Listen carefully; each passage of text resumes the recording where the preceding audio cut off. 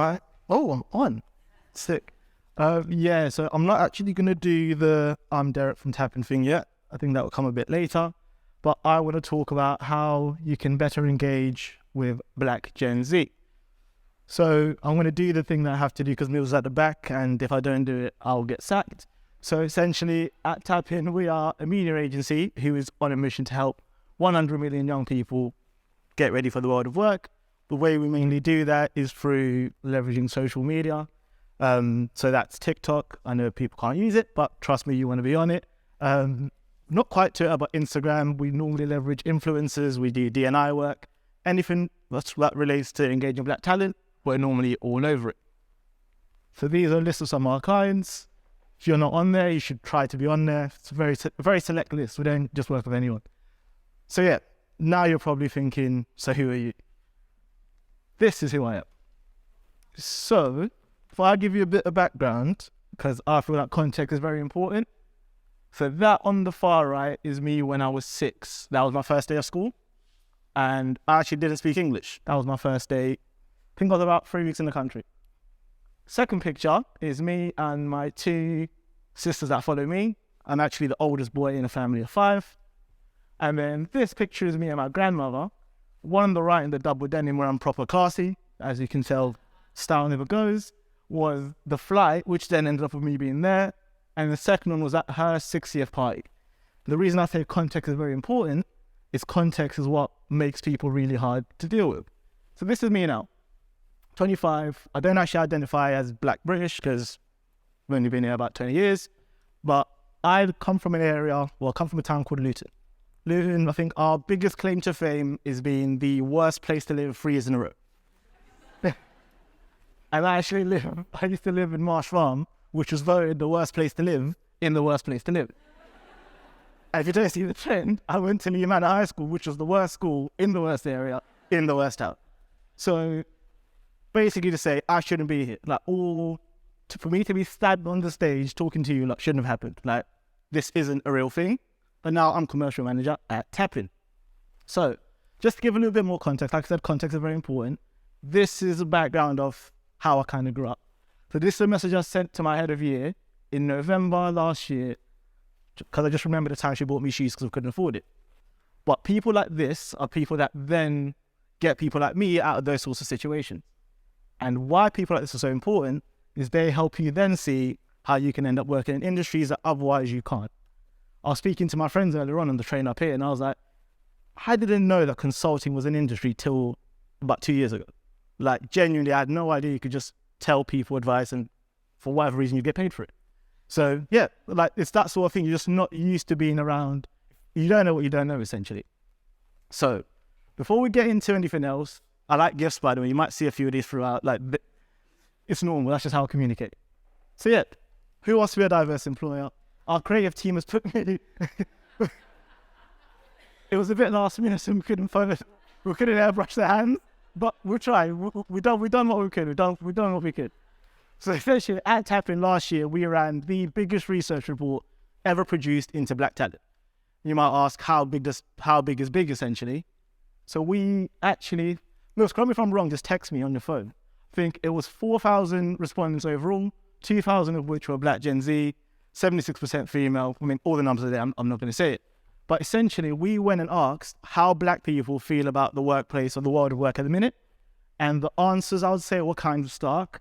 But for me, it wasn't anything new. It wasn't anything I've never seen before. I think for a lot of people we then spoke to, all it done was quantify how they've been feeling for a long time coming into it. So if I play this video, I won't tell you how people feel. I'll let people tell you how they feel. Everyone always asks, is that actually your hair? And I'm like, well, what else would it be? Your hair grows out of your head. My hair grows up of my head. You've definitely seen curly hair before. Don't be dumb. Don't be dumb. People might talk to you different because of the color of your skin. But you don't need to do all of that. In fact, you don't need to do that. If it's not your vibe, it's not your vibe. You do get that feeling that you're somewhere where you're not supposed to be. I sometimes feel like I've got to put on a mask when I'm at work. I don't want to, try and fit any sort of stereotypes that they have in my head. So yeah, they were just some short clips we put together from a documentary we made. But actually, I think we started talking recently at TapIn about the word belonging as opposed to just D&I. I think we find that D&I or diversity and inclusion, they work as buzzwords, but realistically what you need to be strived to be doing is making people feel like they belong, because belonging is an emotion, and those emotions will then drive emotive decisions, and emotive decisions is what normally leads people to leave. So if they can feel like they belong there, they should be staying, fingers crossed. So the key findings from the research that pertain to the attraction phase were these. So actually, a lot of people, I know there is sort of like a fear of, will it look like we're being tokenistic if we're throwing a lot of people that maybe are black or maybe a lot of females in job ads? But actually, that does reassure a lot of people. That is something that people will actively look to. More so, people actually go onto your social media, most notably LinkedIn, to look at your organization and say, how diverse actually is it? People will actually start looking through your thing and think, who here could I get on with? Who here would understand me? And it's actually a demotivator if you don't see anyone that does look like you. So I might be 2 or 3 stages down your process, and then I do this, and I'm like, oh, actually, don't really fancy going for Friday night drinks with these guys. And then you just don't do it. The last one is that jobs targeted or marketed directly at black candidates actually help. Because I think at the minute, the feeling is that it isn't a level playing field. So people aren't applying for jobs that are widely, or they might do, but they just don't feel like they're going to qualify for ones that are widely marketed. So do try, if you can, if you don't have the resource to, actually market some directly at black candidates. Towards engagement, the middle piece, it's actually feedback, whether it be positive or negative, is lacking in the recruitment process. So that if someone's done really well in an interview, tell them why. Tell them why they've got through the process. It's not enough to just say, oh, you've got the job.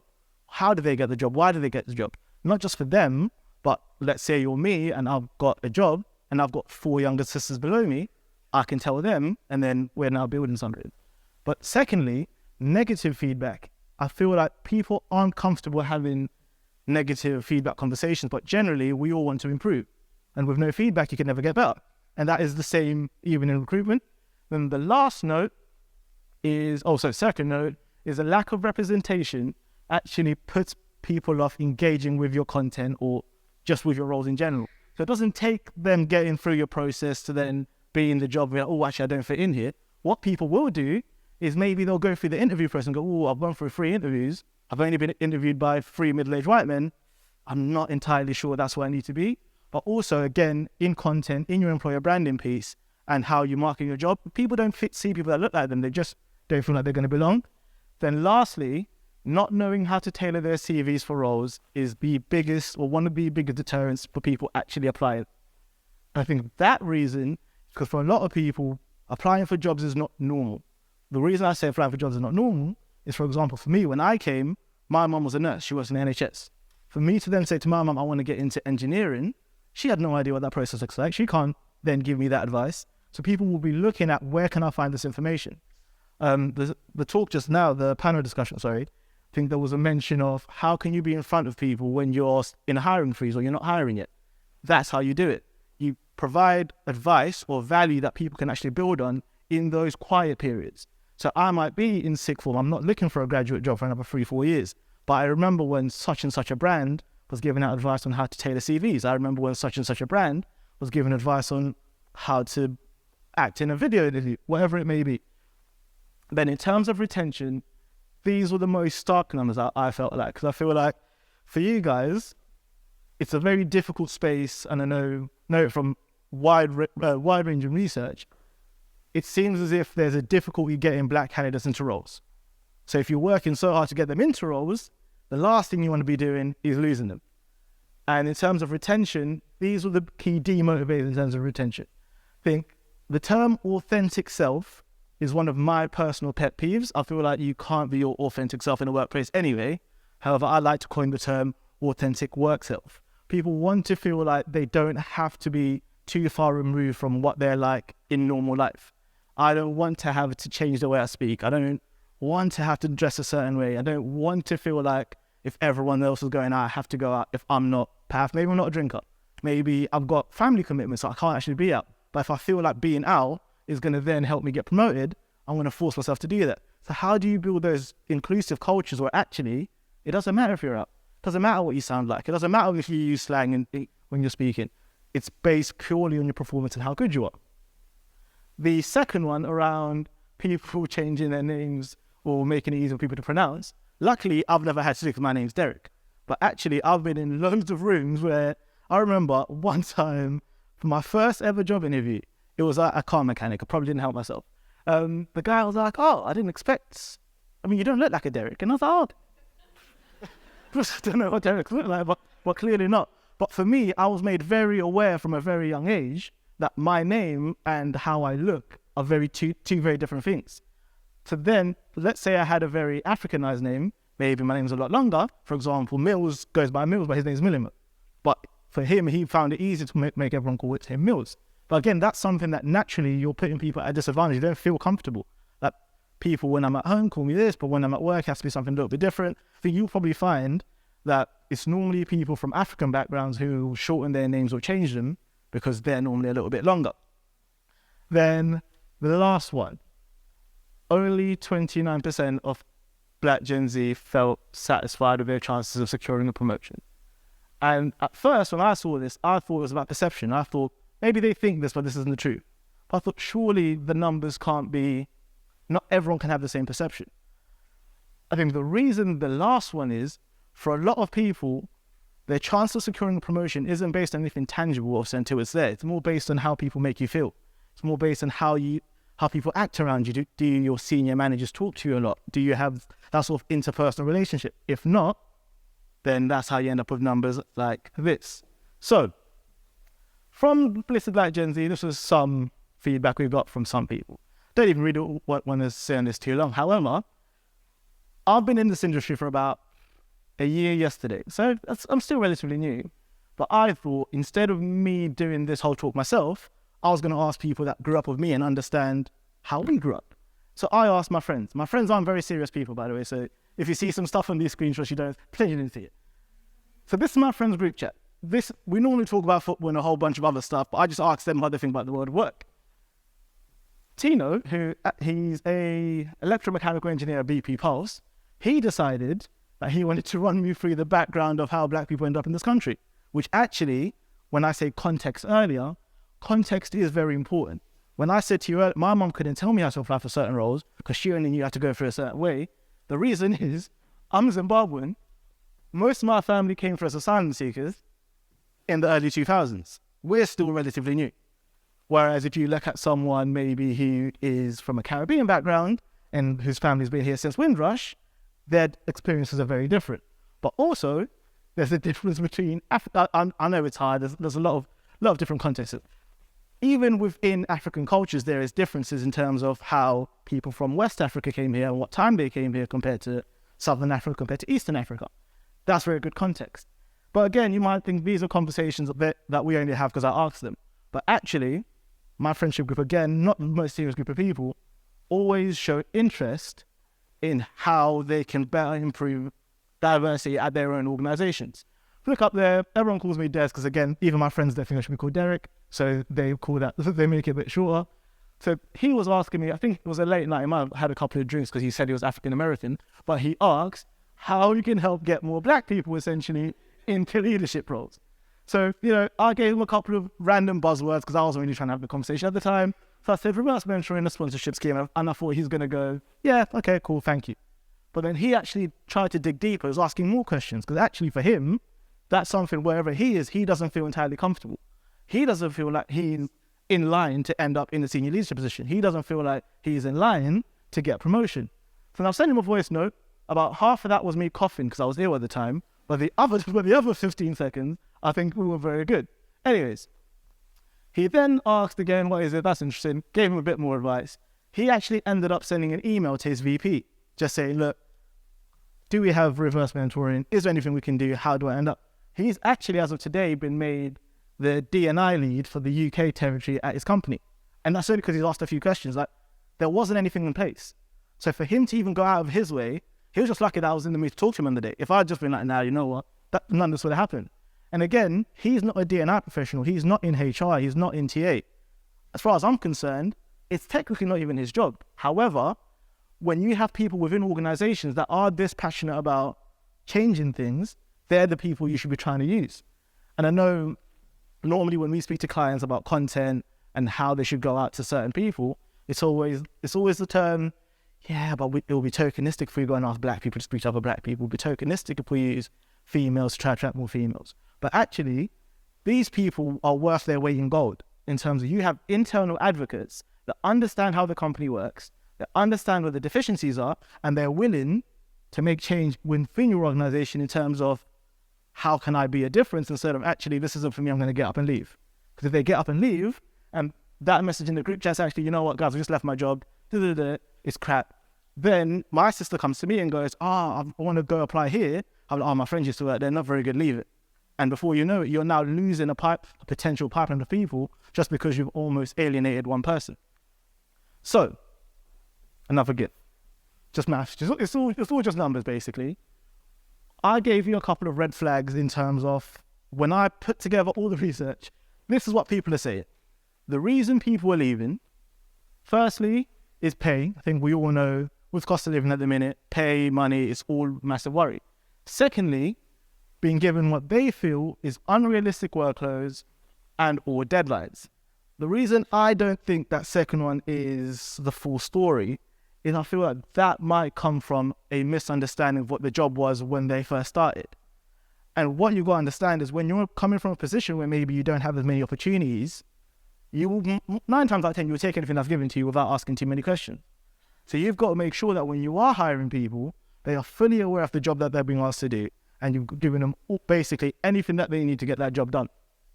A lack of flexible working options, massive one again. I think that's more about times. Like for me, I probably could, but I don't want to. I can't work a job that would require me to be in the office more than 3 days. I've just gotten so used to being at home that going into any office, even coming here, I had to drag myself out of bed like twice. I got up, I went back to bed, I got up again. So that's just not my norm. But actually, we're in a social media age where people are on TikTok seeing day in the life at Google, and someone's in their bed and then they make a coffee, then they send 1-2 emails, and but that's not the realistic way life is, but that's how people want to perceive it. The fourth one is scary. A lack of compassion, understanding, and empathy from managers. This is why I say context is very important. You need to know where people are coming from to then know how to deal with them. Not everyone's the same. You can't deal with everyone the same, especially if you're in a management position. How you deal with me will be very different to how you deal with Mills or how you deal with my mum even. Like, it is very different. And for a lot of people, that lack of compassion, lack of understanding, lack of empathy is more a lack of communication. People don't understand what they're saying to each other. Then the last one, again, speaks to the same thing that we spoke about earlier around insufficient progression opportunities. This as well, I'd like to bring in almost not understanding how realistic progression is and or timeframes of progression.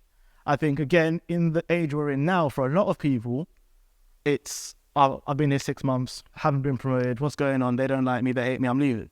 But actually, that's just through a lack of understanding of how being in the world of work actually is. And again, there will be gaps there that maybe people just don't know that because no one's ever told them how it is to be in the world of work. Maybe people don't know that because as far as they're concerned, John on TikTok was at Meta for 2 or 3 months. Now he's VP of finance or whatever. Probably not, but you get what I'm trying to say. So, green flags. These are the things that they said would actually make them stay and then become internal advocates. You're looking at a friendly working environment, normal, diverse, inclusive workplace. Again, very much normal.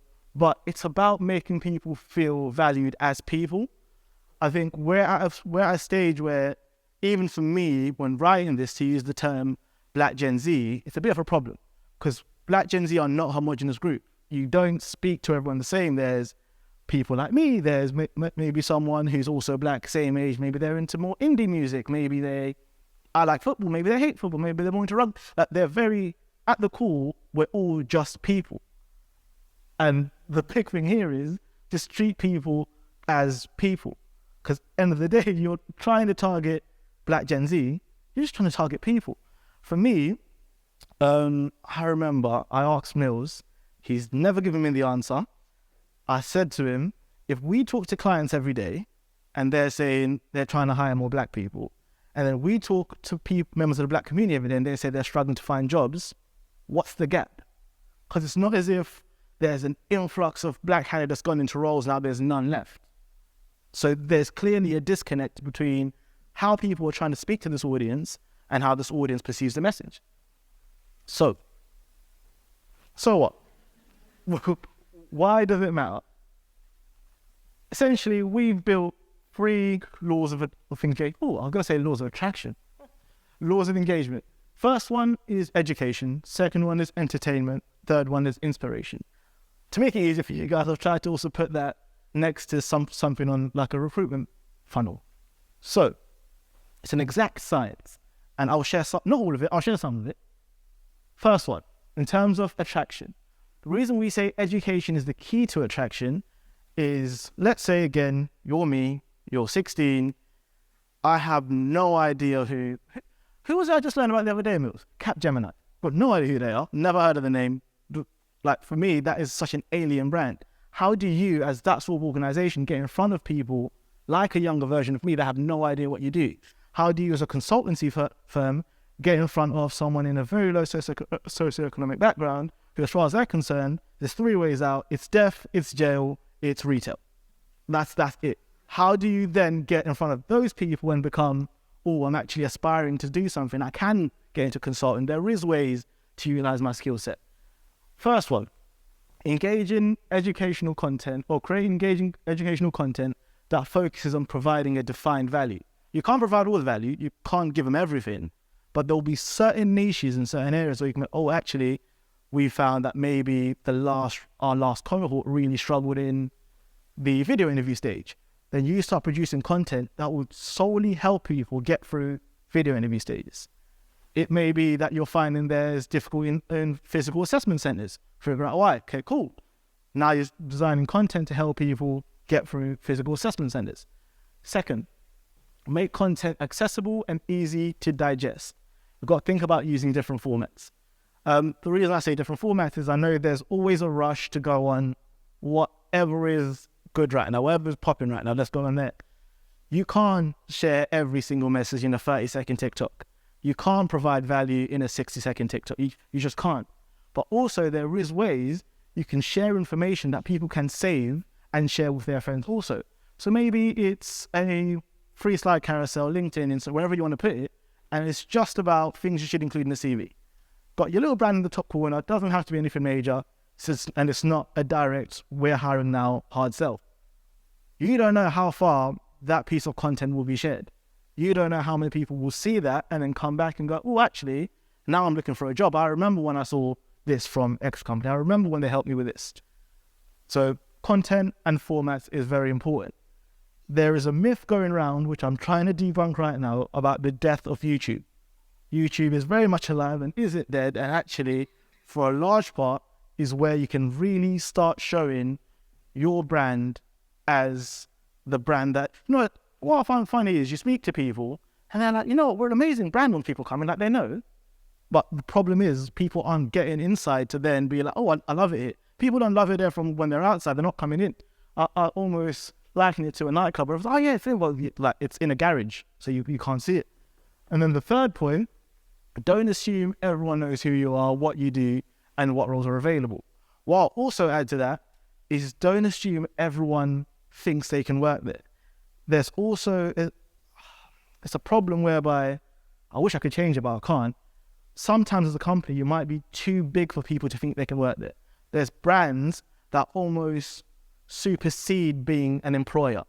Like working at Nike, for example, for a lot of people, they wear Nike trainers, but working there doesn't seem like something that's achievable. How do you make your brand relatable to the point where, yes, I know who you are, yes, I'm familiar with your products, yes, I know what you do, but actually I know that you hire as well. I know that you're an employer. That's a massive problem. But also, there will be areas where no one's even heard of you.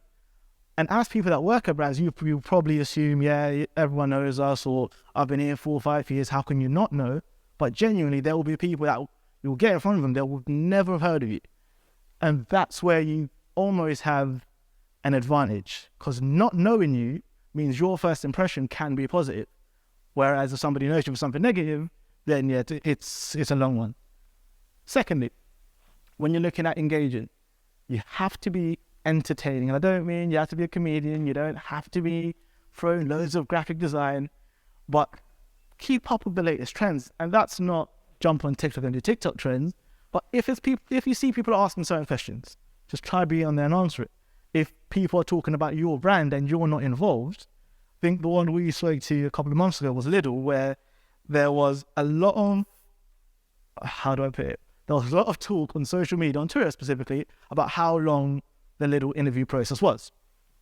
I've never tried it. Like, people telling me it takes a couple of months to do, but that alone was real for them to go in and be like, oh, actually, yeah, it's a bit long, but it's worth it. Or if you want to make it a bit quicker, you can do this. Just being part of the conversation almost puts you in front of people a little bit more. Secondly, current trends you can connect with when current world events, but only things that you're actually involved in. I think you find a lot of people that think, oh yeah, we're going to do the social media thing. We're going to be everywhere. We're going to talk about everything. Don't do that. You're going to end up in a world of trouble where people start asking you questions about things you actually don't know about. Then the last one is use your people. And this is if you're going to take anything from today, the single most important thing is internal advocates are worth their weight in gold. How you use them, completely up to you, but people that understand the culture, understand the business, but also are reputable or at least elicit trust from a certain community are worth their weight in gold. Because if you tell me and you don't look or sound like me about something, I'll be like, yeah, your experience is only like that because you're not me. That wouldn't be the same for me. So how do you use people in there? But actually, on a second, it's going to come up again in the next slide, but I'll preempt it. Using people to help bring in people will actually help increase your retention rate. Because for someone to be willing to put their name there and be like, oh, I love working at this place, they have a level of affinity to the brand already. And they'll feel like they're part of something bigger than themselves. And that, for Gen Z, is one of the biggest things. Now, retention. Championing success stories. You don't want people to feel as if they've been there for X amount of time, they've done so much work, but no one recognizes them, no one even thinks about them. Oh, I'm just here, I'm just another cog in a big machine. Championing success stories internally, first it will give you content to share externally, but secondly, will then help people internally feel like they belong. Again, that word of belonging. There is no better feeling, whether you would admit it or not. We all love compliments, some sort of compliment. No matter how big or small. You guys can say, I got a haircut for you guys. I would expect on my LinkedIn later, there's your haircut look nice. If not, then there'll be a problem. But even things like that, the small things will really help with your retention rate. Secondly, you need to shout about the bigger picture. You need to speak to people's dreams and aspirations. When I say retention, again, is an emotive feeling. People staying is about emotion. How do you get them almost hooked into something that's bigger than themselves? And then thirdly, especially when trying to connect with Black Gen Z, it's about being honest with your diversity efforts. We're not all there. And most people aren't. Diversity isn't a target. There is no destination on the journey. It's a process. But almost getting people involved and saying, no, you know what, this is what we're trying to do. Here's what we're trying to get. And actually encourage questions. Ask what people think would work. Ask general, because actually, they might come with some ideas that no one else would have thought of. They might even give you ideas that we wouldn't have thought of. So yeah, then everyone should be highly engaged. So the 3 takeaways I want to leave you with. Firstly, don't ignore history. Context is very important, especially regardless of who you're trying to connect with, but especially Black Gen Z. Understand the journey is taken for someone from wherever they've come from to be in front of you or be in your organization. It won't be just as black and white as, oh, that's cool, then I went to uni, then I applied, now I'm here. Some people, it's a lot more complex than that. Secondly, Black Gen Z aren't just black. They also have emotions, they also have feelings, they also have interests. They also have personal goals and aspirations. Then thirdly, when utilizing social media, make sure you're providing value. There's nothing more toxic or dangerous than just going into a community. Well, we've got jobs. Do you want to come? Yes, thank you. Go, and we're out again. You need to be providing value actively to the community, because that's how your pipeline starts building up 2-3 years in advance, where I've had an amazing experience. I love working here. I'm going to tell my friends. I'm going to tell my family members. I'm going to tell my neighbor. And that's how, physically, you should get more people inside. So, quick case study. Nothing crazy. It's just how we actually done the research itself. The way we done that, we utilized Black influencers. And we spoke to people's aspirations and the big goal. We made people feel like they will be part of change. We told them that this research would end up in front of you guys. We said that this research would end up in rooms where people that make decisions reside so that they understand the Black experience in the workplace. I think this video might play. So I know you've been having a great day already, but I'm here to make that even better. If you're between the ages of 16 and 25 and you're of Black heritage, then you could be in with a chance of winning an iPad and some career mentoring sessions. All you need to do is swipe up, fill out this survey, and give your views on the world of work. Good luck. So all it was, again, value, very short, call to action at the end. Again, we got just over 4,000 submissions, 2,000 of those were from Black Gen Z, 26,000 clicks, 2.7 million impressions, and X amount of people on LinkedIn and Twitter talking about the project. But actually more so, what we did end up getting, aside from people, is the opportunity to have these conversations, to put these numbers in front of you guys, whereby for us, again, it's a lived experience. I don't need those numbers to tell. I didn't need this research to tell me what's going on. Like, I understand it. But to put it in front of people that can make decisions, people that can make change, people that are in charge of actually driving change in these rooms, people that can become allies, people that can become advocates, people that can actually mean this research doesn't need to happen again. Because essentially, for as long as we have to do this research, something hasn't changed. For as long as we have to do this research, there is still a problem. But I will leave you with this, which is our ebook. I don't think it's too long. I hope it's not. I didn't write it, but I hope it's not too long. And that should give you a little bit more insight on some of the strategies we would use.